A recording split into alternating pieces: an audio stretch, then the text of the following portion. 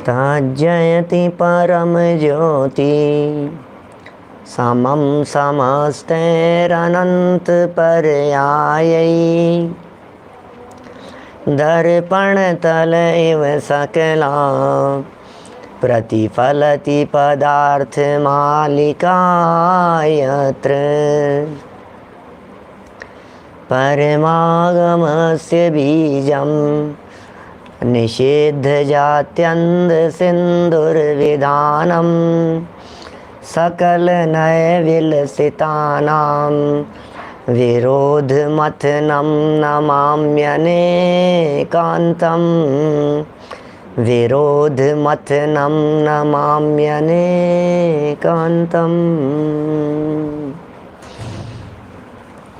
पुरुषार्थ सिद्धि उपाय नामक ये ग्रंथ चल रहा है। आचार्य अमृत चंद्र स्वामी की सुंदरतम रचना, श्रावकों के लिए लिखी गई रचना।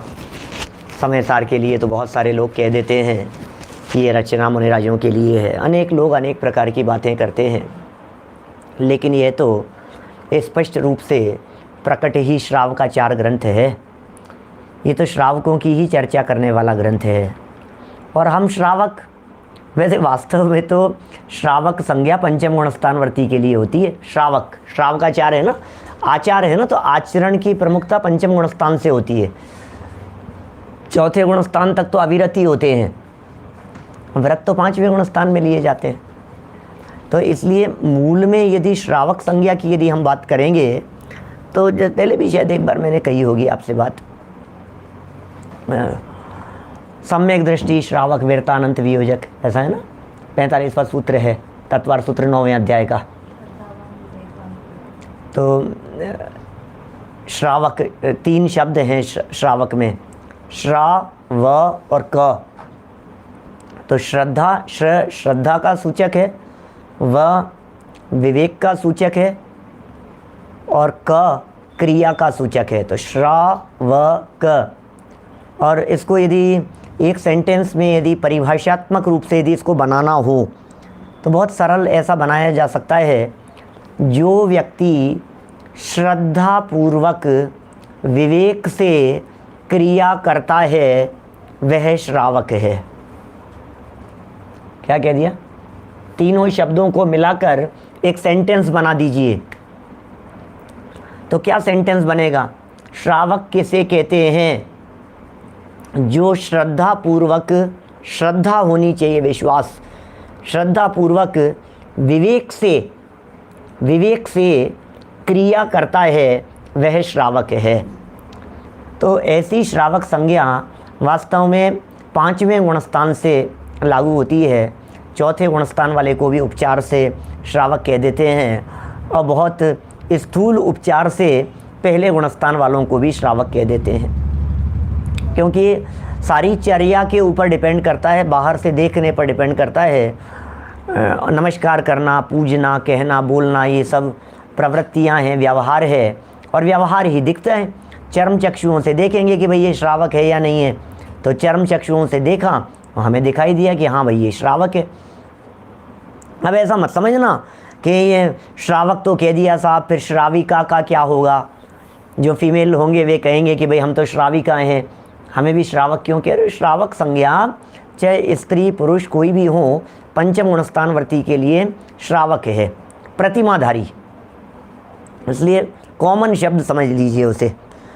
यहाँ देखिए, आज बात कह रहे हैं कि हिंसा होती है दान नहीं देने में, और अतिथि संविभाग जिसे दान की उपमा दी गई उसमें दृढ़तापूर्वक सब प्रकार से अहिंसा का पालन होता है।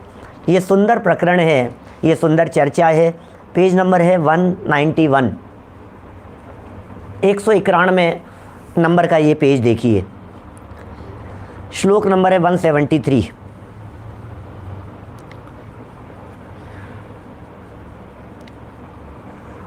महासंतोषी व्रतियों को दान नहीं देना लोभ रूप हिंसा है। व्रती हैं हमारे महामुनिराज, महासंतोषी हैं, यदि उनको दान नहीं दिया गया तो आप लोभी हैं, कंजूस हैं, महालोभी हैं, उनका यहाँ निषेध कर रहे हैं। गृहमागताय गुणिने मधुकर भृत्या परान पीडयते वितरति यो नातिथये स कथम नहीं लोभवान भवति। यह माने जो गृहस्थ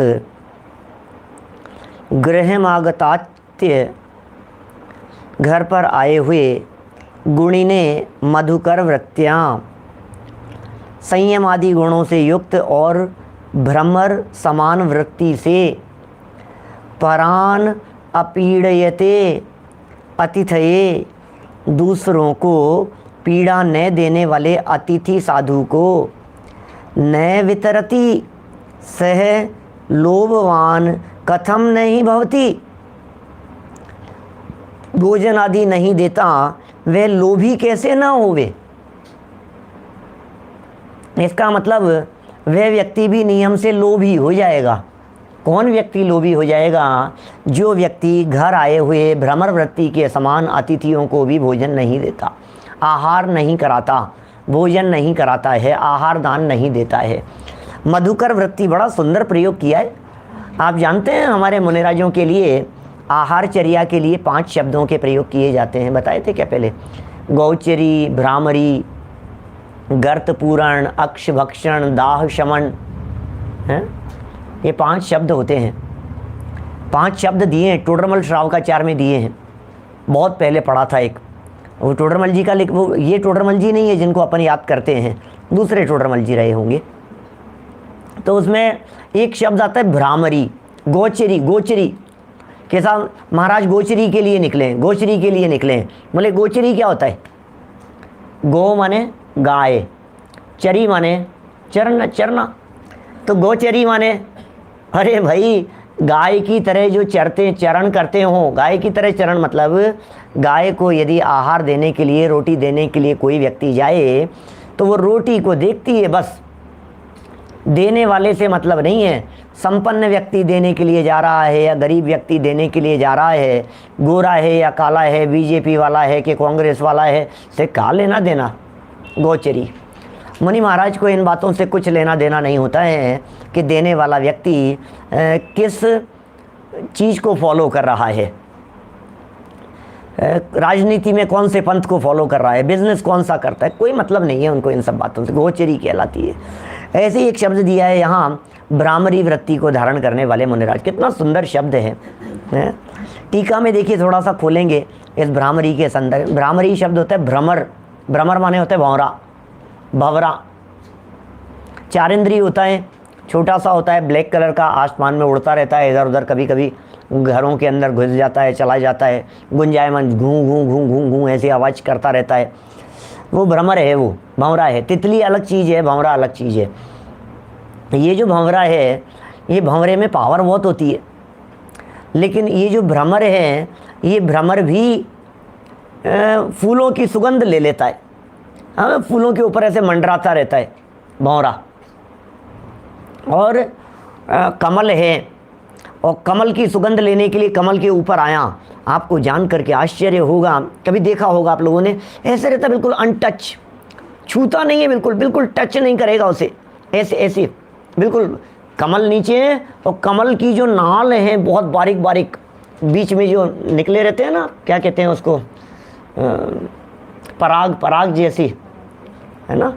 तो उस जगह पर वो भ्रमर आकर के वहाँ मंडराता रहता है। बहुत हल्का हल्का हल्का हल्का ऐसा घूमता रहेगा, घूमता रहेगा, चूसता रहेगा, दूर से ही रस ले लेगा उनका, और कमल को पता भी नहीं लगेगा, टच भी नहीं होगा, उस कमल को किसी प्रकार का नुकसान भी नहीं होगा। ऐसी वृत्ति के जो धारी हैं उन्हें हम क्या कहते हैं? उन्हें कहते हैं मुनिराज। वे होते हैं मुनिराज। ऐसे मुनिराजों की आहारचर्या निर्दोष रीति से होती है। ऐसे हमारे जो महामुनिराज हैं, ये मुनिराज जब कभी भी आहारचर्या के लिए आएँ तो इन्हें अवश्य आहार देना चाहिए। देखिए, भ्रामरी वृत्ति वाले होने चाहिए। क्या कह रहे हैं यहाँ, 191 पेज टीका की लाइन देखिए, नीचे लास्ट लाइन है संस्कृत की। यह गृहमागताय गुणिने परान अपीडयते अतिथये न वितरति सह लोभवान कथम न भवति। स्वयमेव घर पर आए हुए, अपने आप ही आ गए हैं, स्वयमेव आ गए हैं, अपने आप चल करके आ गए हैं, घर के बाहर तक आ गए हैं, बाहर से निकल रहे हैं, बाहर से गुजर रहे हैं, अपने आप घर पर आए हुए, तथा रत्नत्रय आदि गुण सहित गुणों वाले हैं, और भ्रमर जैसी वृत्ति से दाता को कष्ट न पहुंचाने वाले हैं। भ्रमर जैसी उनकी वृत्ति है, भंवरे जैसी उनकी चेष्टाएं दिखाई देती है, दाता को रंच मात्र भी कष्ट नहीं पहुंचाते हैं, ऐसे अतिथि मुनि महाराज इत्यादि हैं। अब ये मुनि महाराज के साथ में इत्यादि शब्द का प्रयोग कर दिया कि इत्यादि क्यों लगा दिया साहब इनके साथ में, क्योंकि कोई ज़रूरी नहीं है कि मुनिराज ही हों, और भी हो सकते हैं इस तरह की भ्रामरी वृत्ति वाले। मुनिराज का लेवल तो उत्तम पात्र हो गया, कोई मध्यम पात्र हों, कोई जघन्य पात्र हों, और इसके अतिरिक्त भी दुनिया में कोई इस तरह के लोग हों जो लोग बिल्कुल निर्वांछक वृत्ति के धारी हों, जिनको किसी तरह का कोई लाग लपेट नहीं है, किसी से कुछ लेना देना नहीं है, कोई मतलब नहीं, बहुत शांत भाव से सहज भाव से आहारचर्या के लिए आए हैं। उन्हें योग्य जानकर, पात्र जानकर उनको आहार देना ही चाहिए। भोजन आदि अतिथि सत्कार, अतिथि संविभाग है ना ये, उन्हें अपने पास से भोजन आदि अवश्य दिया जाना चाहिए। आहार के लिए उन्हें ज़रूर रोकना चाहिए। कोई विद्वान आए हैं, ज्ञानी आए हैं, अपने से बड़े हैं, गुणाधिक के हैं, जिनमें अधिक गुण हैं, वे यदि कहीं आपके नगर में आ गए हैं, आपके क्षेत्र में आ गए हैं, आपके परिचित क्षेत्र में कहीं दिखाई दे रहे हैं, आप उन्हें अवश्य अपने घर पर भोजन के लिए आमंत्रित कीजिए, बुलाइए, लेकर के जाइए, विधि पूर्वक आहार प्रदान कीजिए। लेकिन होने कैसे चाहिए? निर्लोभी वृत्ति वाले होने चाहिए। क्या? लोभ वृत्ति वाले नहीं होने चाहिए। और फिर जो ऐसे व्यक्ति को देख करके भी आहार न देवे, बोले जो नहीं देवे इसका मतलब वो महाकंजूस है। क्या? देखिए क्या कह रहे हैं यहाँ, अभी सब बातें ये नीचे कह रहे हैं, ये मैं अपने लिए बनाए हुए में से सब आगे नीचे सब चर्चाएं आने वाली हैं, अलग अलग प्रकार से विषय को खोलने वाले हैं। अपनी यहाँ से बढ़ते हैं इस प्रकरण से थोड़ा सा, कहाँ तक पढ़ लिया मैंने, तीसरी लाइन देखिए 192 की। उनको जो गृहस्थ श्रावक दान नहीं देता वह लोभ हिंसा संयुक्त कैसे नहीं होगा? वो तो लोभी है, कंजूस है, दान नहीं दे रहा है। अवश्य ही हो, क्योंकि अंतरंग महाकृपण बुद्धि के कारण ही तीव्र लोभ पाया जाता है। इसलिए अतिथि को दान देने के भाव नहीं होते, कंजूस लोगों को देने के भाव नहीं होते। कल जैसे उस सेठ की बात बतलाई थी ना मैंने, सेठ जी हाथ दो, नहीं नहीं नहीं नहीं देंगे, लो मेरा पकड़ लो, तो तुरंत तैयार हो जाते हैं। ऐसे कंजूस लोग भी दुनिया में बहुत होते हैं जिन्हें देने की भाषा पसंद नहीं आती, लेने की भाषा ही पसंद आती है। तो ऐसे कंजूस लोगों का यहाँ निषेध किया है। भैया थोड़ी उदार वृत्ति होनी चाहिए, कंजूस वृत्ति नहीं होनी चाहिए, तीव्र लोभ नहीं होना चाहिए। लोभ तो सब में है, लोभ रहित तो कौन हो जाएगा? श्रावक हैं तो लोभ के बिना तो है नहीं, लोभ तो सब में पाया जाता है। और बात ये कह रहे हैं लोभ तीव्र नहीं होना चाहिए, ये मुद्दे की बात है। आगे देखिए भावार्थ। अब भ्रमर वृत्ति के संदर्भ में थोड़ा सा इन्होंने यहाँ खुलासा किया है।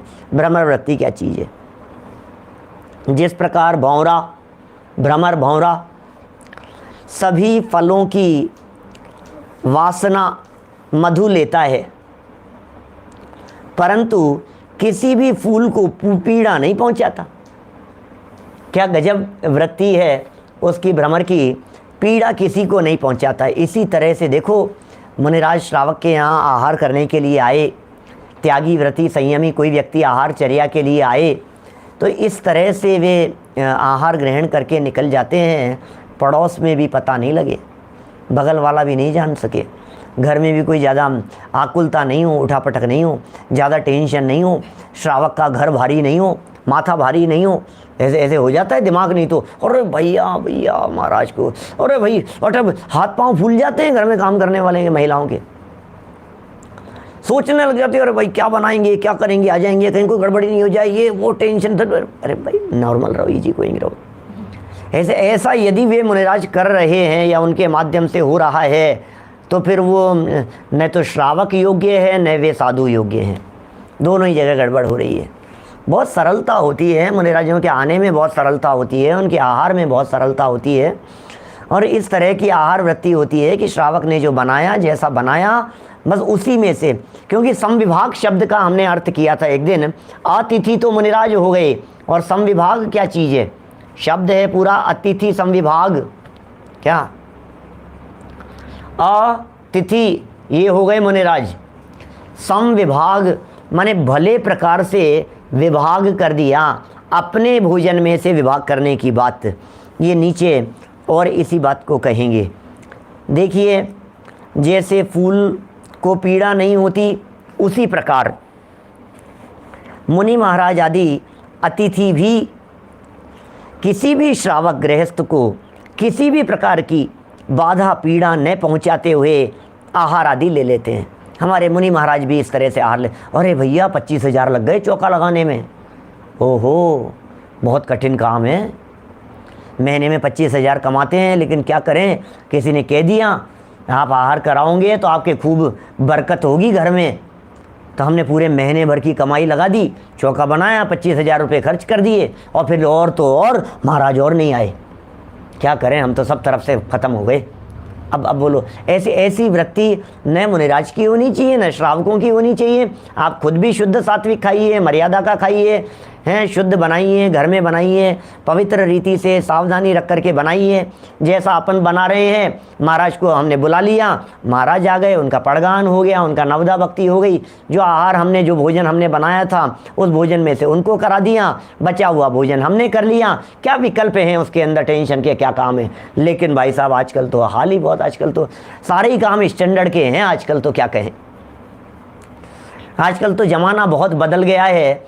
इसलिए बेचारा गरीब आदमी तो न तो चौका लगाने की सोचता है न विकल्प आते हैं, वो क्या करे वो बेचारा, उससे तो अपने ही काम नहीं निपटते हैं। तो स्थितियां बड़ी विकट हो गई है, विचित्र प्रकार की हो गई है, बड़े बड़े खर्चे हो गए हैं। आजकल तो चातुर्मास के भी बहुत बहुत खर्चे हैं भाई साहब।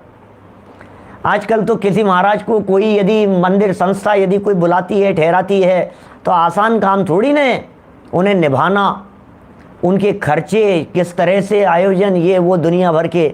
भैया मैं तो कह देता हूँ जो बात मेरे को आती है दिमाग में, जो बात देखता हूँ समाज में, मुझे लगता है मैं नहीं कहूँगा तो पता नहीं फिर कौन कहेगा, क्या कहेगा। इसलिए जो बात जैसी मुझे दिखाई देती है मैं वैसी बता देता हूँ। निर्णय करना आप लोगों के हाथ में है, जो जैसा करेगा उसे वैसा फल मिलेगा। हमेशा विचार प्रमुख रखने चाहिए, ज्ञान को प्रमुख रखना चाहिए, भावना और ज्ञान आपका उज्जवल होने चाहिए सदाकाल। देखिए कैसे लेते हैं, श्रावक या गृहस्थ को किसी भी प्रकार की बाधा पीड़ा पहुंचाते हुए आहार न पहुंचाते हुए आहार ले लेते हैं भैया, कोई पीड़ा नहीं होगी श्रावक को। अरे श्रावक को पीड़ा पहुंची तो उसको जो पीड़ा पहुंची है वो किसके निमित्त से पहुंची है, कि हमारे निमित्त से। तो क्या उन मुनिराज को हिंसा का पाप नहीं लगेगा? बोलिए।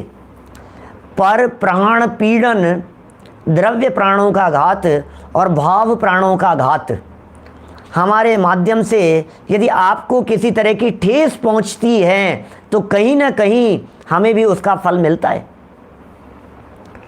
इसलिए बहुत हद तक हम भी इतने लोगों के बीच में बोलते हैं तो इतनी सावधानी तो रखते ही हैं कि किसी की भावनाओं को ठेस न पहुंचे। इतना तो हम ध्यान रखते ही हैं, क्योंकि आपके भाव हिंसा का पाप कहीं ना कहीं हमारे ऊपर तो आएगा ही। यदि आपको पीड़ा पहुंचा रहे हैं हम, इंटेंशन यदि हमारे दिमाग में पीड़ा पहुंचाने का है तब तो है ही क्या। और इंटेंशन न होने पर भी सावधानी तो रखी ही जानी चाहिए। तो मुनिराज किस तरह से बताएंगे नहीं, कहीं भी चले गए। आपको पता है ये मुनिराज अतिथि क्यों हैं? बिना बताए चले गए, पता ही नहीं होता है किसी को आज कौन से गांव में और कल कौन से गांव में पहुंच गए, कब उठ करके चले गए पता ही नहीं लगा, कब उनका विहार हो गया मालूम ही नहीं चला, कब कौन सी जगह पर रुक गए हैं पता ही नहीं चला, कब उठ करके आहारचर्या के लिए चले गए। ऐसी वृत्ति होती है, स्वाधीन वृत्तियाँ होती है मुनिराज की, परतंत्र नहीं होते, पराधीन नहीं होते। किसी के कार्यक्रमों में बंधते नहीं हैं, कहीं फंसते नहीं हैं, कहीं उलझते नहीं हैं। अरे उनके ऊपर श्रावकों का दबाव नहीं रहता, महाराज इतने बजे आपको आना पड़ेगा। तो हम महाराज के भक्त हैं कि महाराज हमारे कैसा चलेगा बोलो? हम महाराज के भक्त हैं ना, हम मुनिराज के भक्त हैं ना, तो मुनिराज की वृत्ति कैसे होगी? हम मुनिराज के हिसाब से चलेंगे। बोलिए, ख्याल में आ गई बात? अभी देखिए क्या कह रहे हैं यहाँ, उनसे ये नहीं कहते मुनिराज कभी भी ये नहीं कहेंगे, मुनिराज की जबान से कभी भी ये नहीं निकलता कि तुम मेरे लिए भोजन बनाओ, कभी नहीं कहेंगे। कभी उनकी जबान से ये नहीं निकलेगा कि भोजन दो अथवा भोजन दो। परंतु श्रावक अब देखो मांगते नहीं हैं। यदि कहीं आपको ऐसे मांगने वाली वृत्ति दिखाई देवे तो स्पष्ट रूप से समझ लेना यहाँ कहीं ना कहीं कुछ ना कुछ गड़बड़ दिखाई दे रही है। ये कैसे? भोजन जैसी शुद्ध वृत्ति के लिए हम तो ऋषभ देव का कितना प्रसिद्ध उदाहरण है, हम कई बार बोलते हैं, सुनाते भी हैं। 6-6 महीने तक विधि नहीं मिल रही है, रोजाना विधि नहीं मिल रही है, उनको एक बार विकल्प भी नहीं आया। मैं समझा तो दूं यार, लोगों को समझाने का ही विकल्प नहीं आ रहा है। कैसे आहार देते हैं, किस तरह से दिया जाता है, कभी तो बतलाएं, कुछ तो बताएं। अब बेचारों को पता नहीं है तो वे देंगे कैसे आहार, ये तो बताओ। श्रावकों को पता ही नहीं है, श्रावकों को मालूम ही नहीं है बेचारों को। पहले मुनि थे इस युग के, जब यह अवसर्पणी काल में कर्म भूमि का प्रारंभ हुआ तो उस कर्म भूमि के पहले मुनिराज थे ऋषभ देव, फर्स्ट मुनि। और उन ऋषभ देव के साथ साथ में 4000 और राजाओं ने दीक्षा ले ली, वे भी बन गए मुनिराज। फिर क्या हुआ? ऐसा होने के बाद अब ये बन गए मुनि, अब मुनि बनकर के ध्यान में बैठ गए, 6 महीने तक उठे नहीं। फिर जिस दिन उठे वो तो सब भ्रष्ट हो चुके थे 4000, उनकी तो बातें खत्म हो गई। क्या अब चलो आप, अब वे निकले आहारचर्या के लिए, तो उससे पहले तो कोई मुनि होते ही नहीं थे ना, तो कहीं आहारचर्या नहीं होती थी, उससे पहले किसी का उपदेश नहीं हुआ था, उससे पहले कोई जानता नहीं था धर्म क्या चीज़ है। धर्म तीर्थ के प्रवर्तक तो ऋषभ देव स्वयं होंगे जब केवल ज्ञान की प्राप्ति करेंगे, जब इनका समूह शरण लगेगा। तो अभी क्या पोजीशन है आज की तारीख में? आज की तारीख में वो रोजाना निकल रहे हैं, 1 दिन जाया है, 2 दिन जाया है, 3 दिन जाया है, माथे पर विकल्प नहीं आ रहा है कि यार कोई जानता ही नहीं है। कोई धन दौलत भेंट करने की बात कर रहा है, कोई संपदा देने की बात कर रहा है, कोई पुत्री देने की बात कर रहा है, कोई रोटियां ला करके दे रहा है। लेकिन भाई ऐसे थोड़ी ना लेते हैं, आपने ला करके पटक दी और हमने ले ली और ले लो, थाल सजा करके ले आया, थाली ले आया बना करके, हैं? तो ऐसे थोड़ी ना भोजन ग्रहण करेंगे हम। बताने का विकल्प नहीं आया उनको। मैं ये बात कह रहा हूँ, यदि आज किसी को भी विकल्प आता है, हमारे लिए आप आहार नहीं बनाते हो, हमारे को आप आहार नहीं देते हो, हमारे को आप भोजन नहीं कराते हो, हमारे लिए इतने श्रावक होकर के तुम 2 चौके नहीं लगा सकते, 4 नहीं लगा सकते, तो फिर भैया कहीं ना कहीं कुछ ना कुछ तो मामला गड़बड़ है।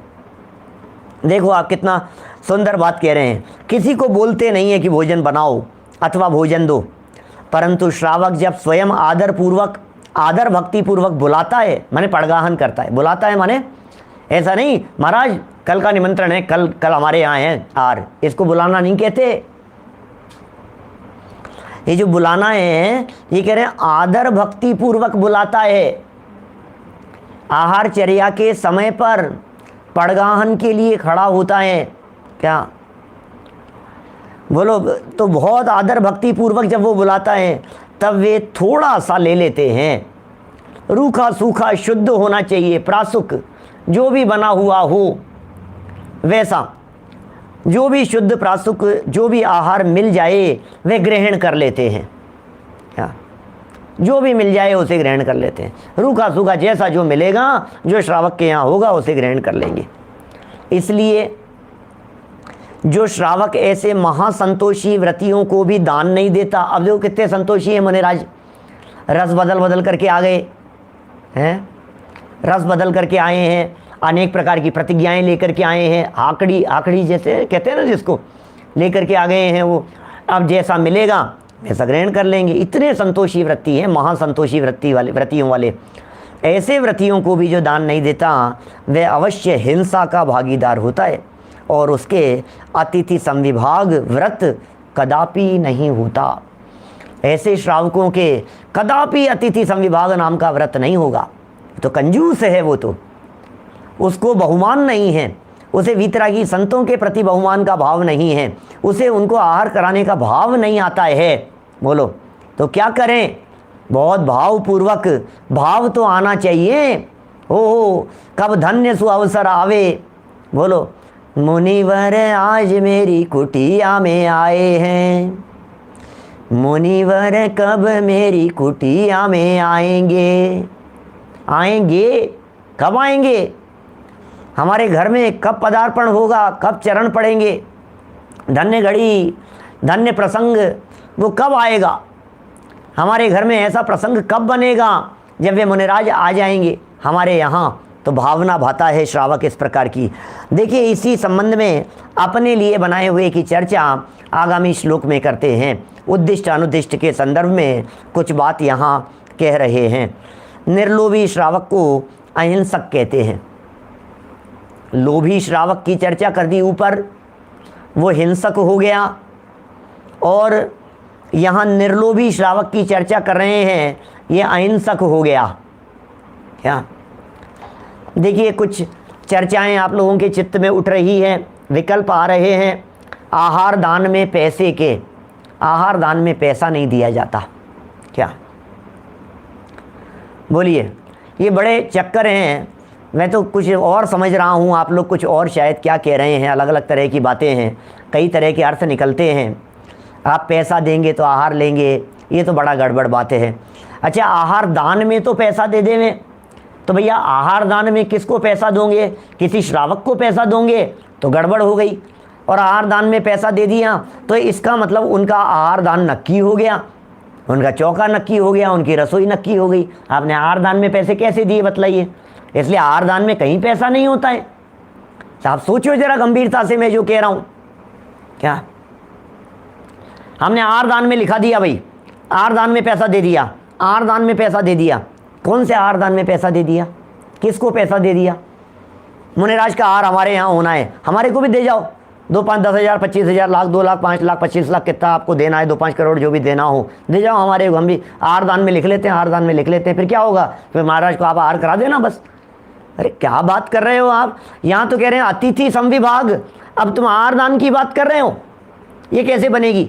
अतिथि संविभाग का मतलब है मेरे लिए भोजन बनाया, मेरे घर में भोजन बनाया, मेरे वो अतिथि हैं और मैंने अपने लिए बने हुए भोजन में से संविभाग उनको दे दिया।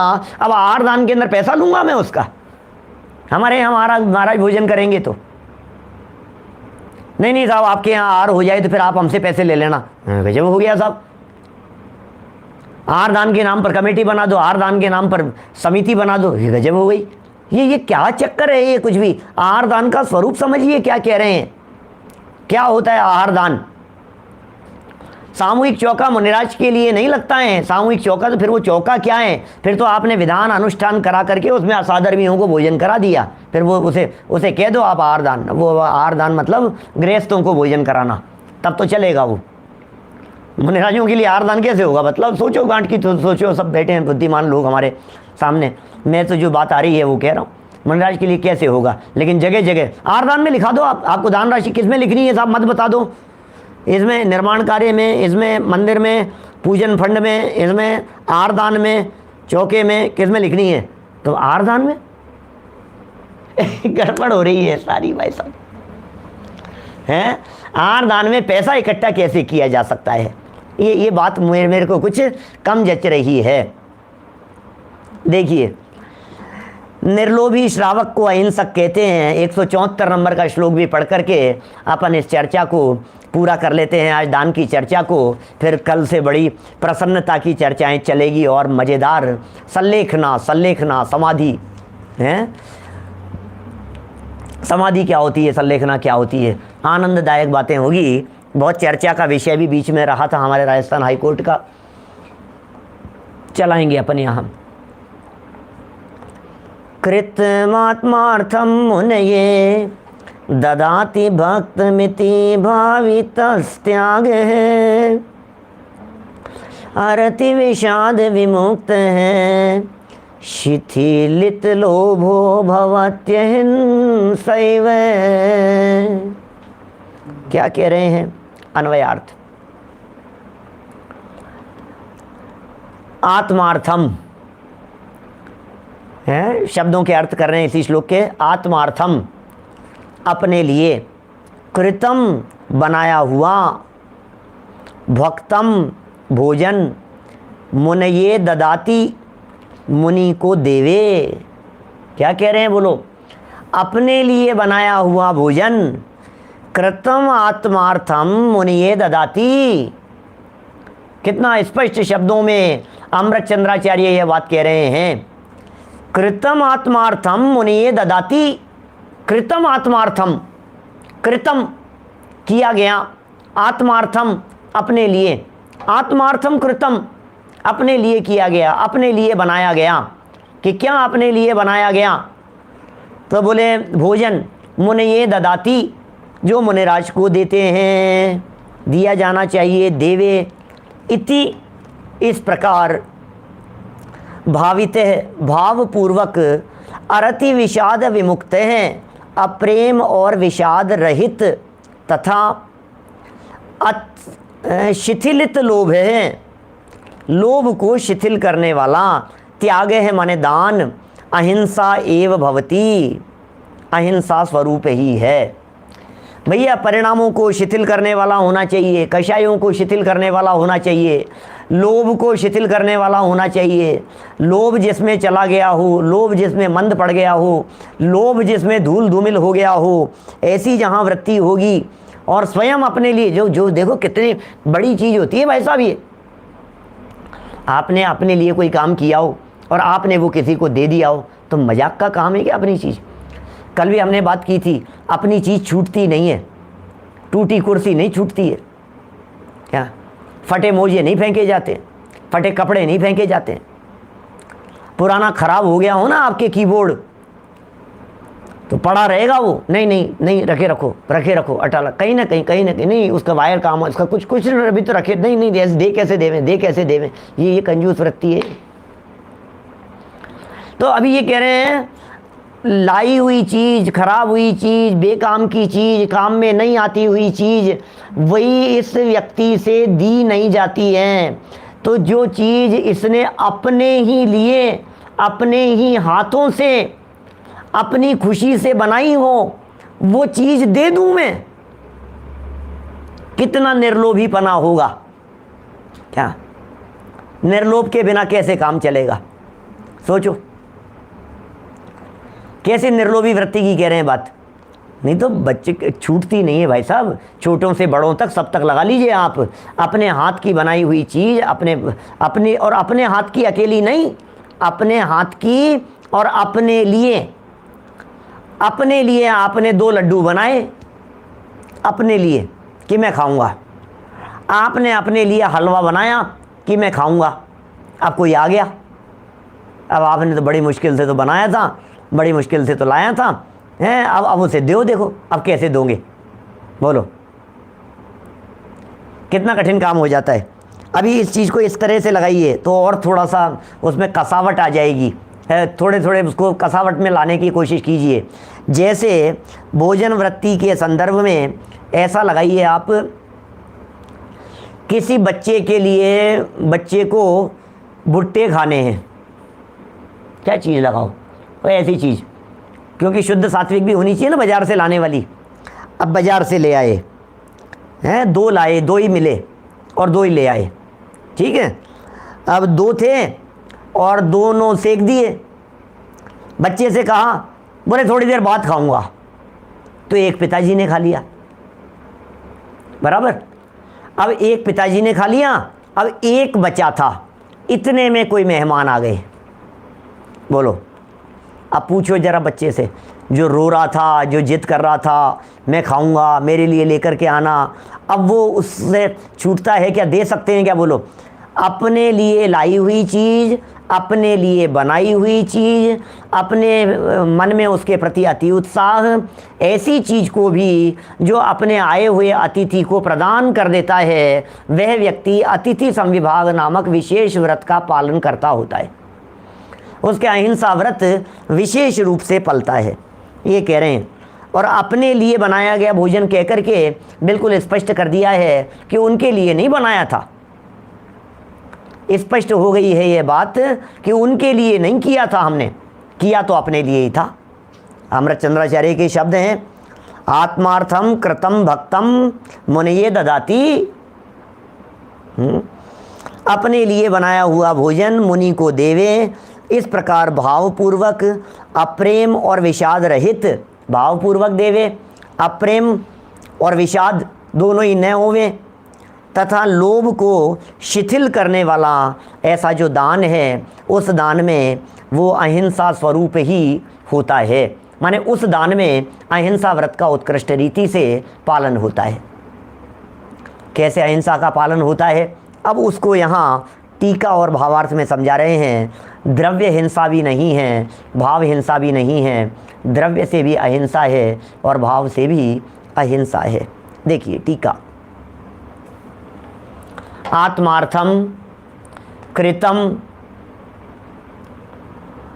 भक्तम मुनये ददाति इति भावित है, त्याग है, अरति विषाद विमुक्त है, शिथिलित लोभ है, अहिंसैव भवति।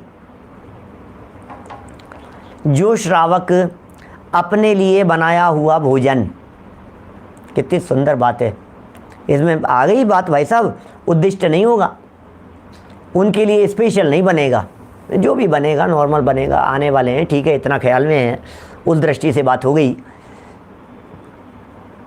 स्पेशल पूरा चौका ही बदल गया, उनको लेकर के किसी व्यक्तिगत नाम से, व्यक्ति के हिसाब से स्पेशल बनाया गया, फिर वो उद्दिष्ट हो जाती है वो चीज़।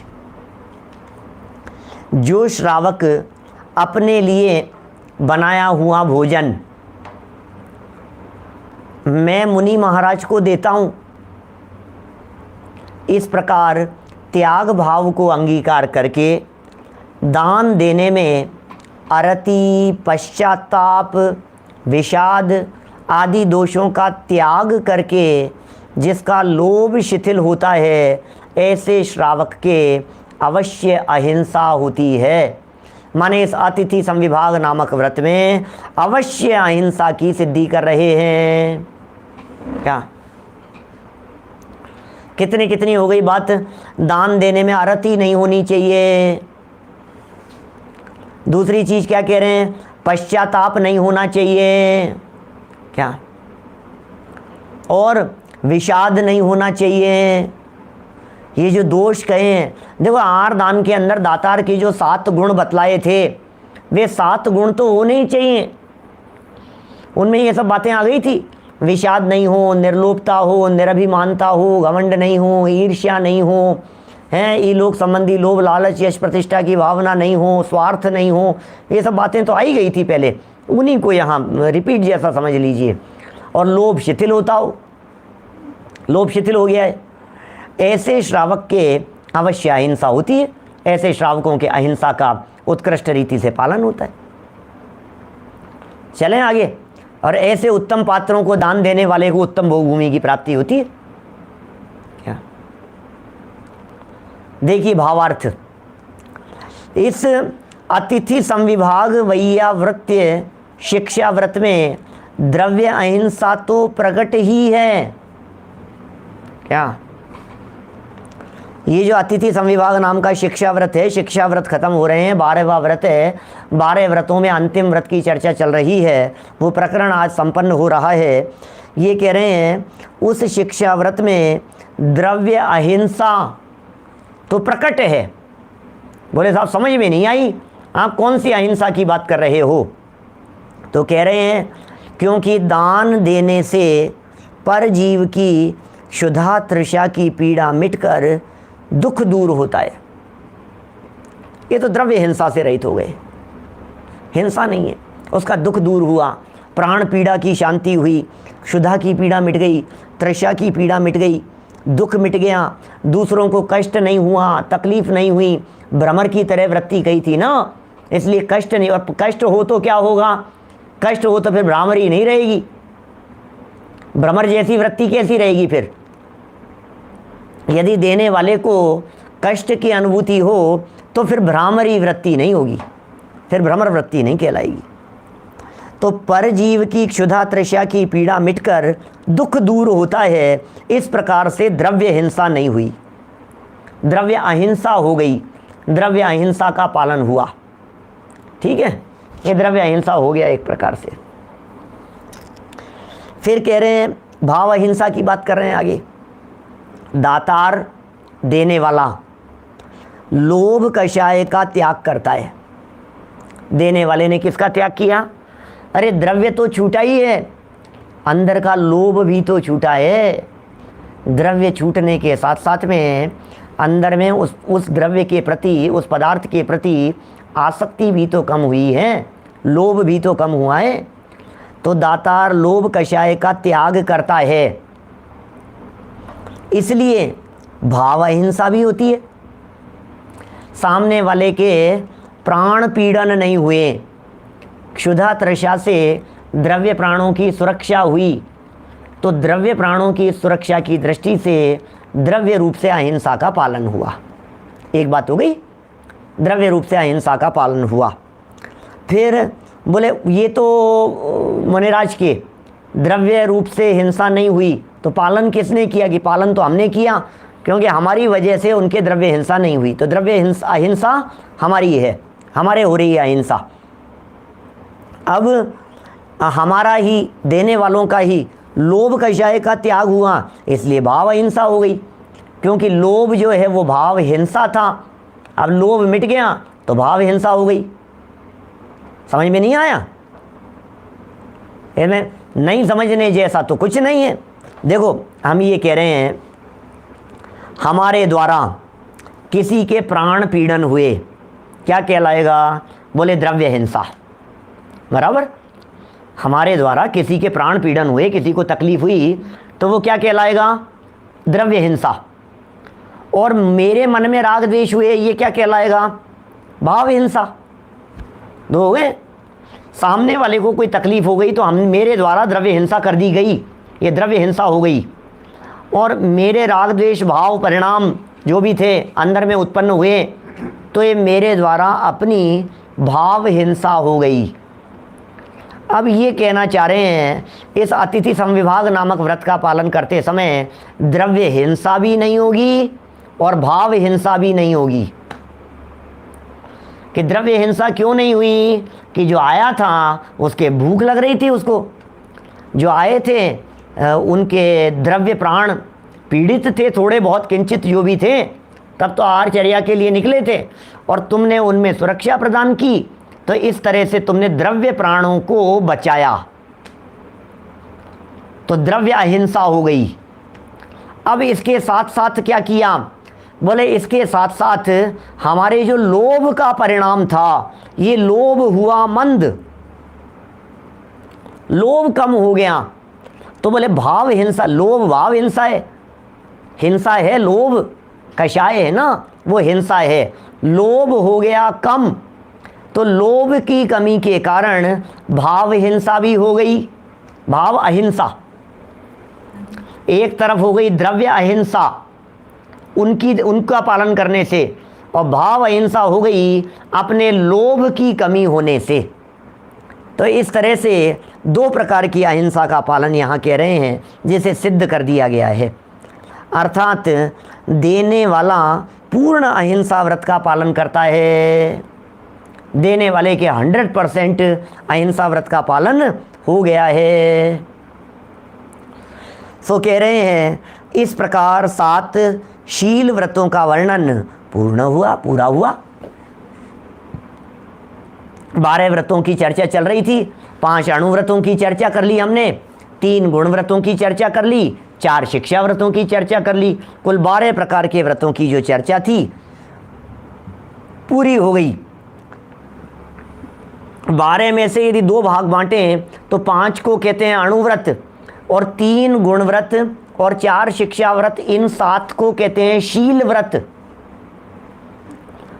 4 और 3 या 3 गुण व्रत और 4 शिक्षा व्रत, इनको कहते हैं शील व्रत। तो यहाँ कहाँ ये शील व्रतों का वर्णन पूरा हुआ। यहाँ तक श्रावक के 12 व्रतों का वर्णन पूरा हुआ। श्रावक धर्म के 7 शील व्रतों का कथन समाप्त हुआ। आगे श्रावक के सल्लेखना धर्म का व्याख्यान करते हैं।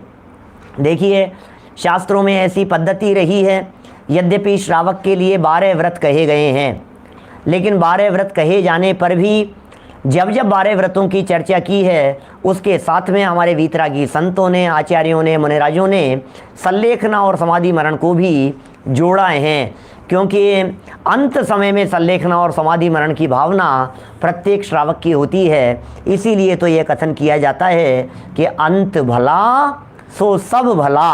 उस अंत भले की चर्चा हम यहाँ कल सल्लेखना जो प्रकरण अधिकार है, सम्यक चारित्र अधिकार के अंतर्गत, वो प्रारंभ करेंगे। अभी की बात को यहीं विराम दे रहे हैं।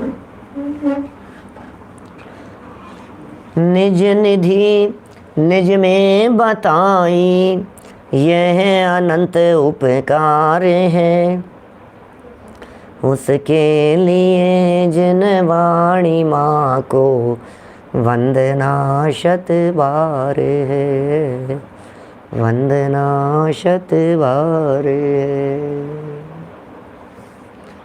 हर बार शाम में जिन वाणी माता की 9 बार